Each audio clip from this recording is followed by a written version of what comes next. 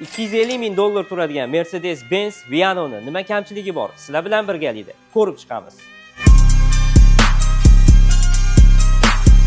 Okamizni Dubaydan sotib olib, Turkiyada tuning qildirganlar. O'zbekistonda yagona bo'lgan mashina. Saloniga e'tibor berib qo'yasizlar.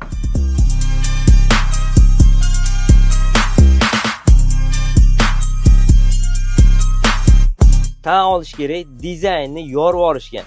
VIP sideni, abduf, abagrev, massaj, xullas hammasi bor.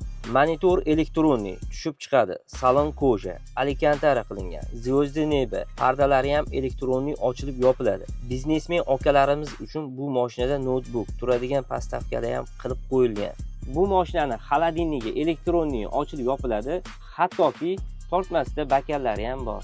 Yo tarafda o'tirgan odam ham bemalol monitordan foydalansa bo'ladi. Aquaprint detallari toza shpondan qilingan, hattoki zontigi ham. Va bu mashinaga sef ham o'rnatib ketilgan. Besprovодной zaryadka. Xullas salondagi barcha o'zingizga kerak bo'lgan narsalarni bittagina shu planshet orqali boshqarib ketasiz. Viano'ning bagaj qismida ham joy katta qolgan. Pidjak ko'ylaklar uchun ham vishilka qilingan. Bu mashinaning eng katta kamchiligi shumi izolyatsiyasi yo'ligi. Ya'ni shumi izolyatsiyasiz yig'ilgan ovozlari. Bunaqa mashinada yurgan okalarimiz yaxshi bilishadi, mashinada haddan tashqari ovoz ko'p.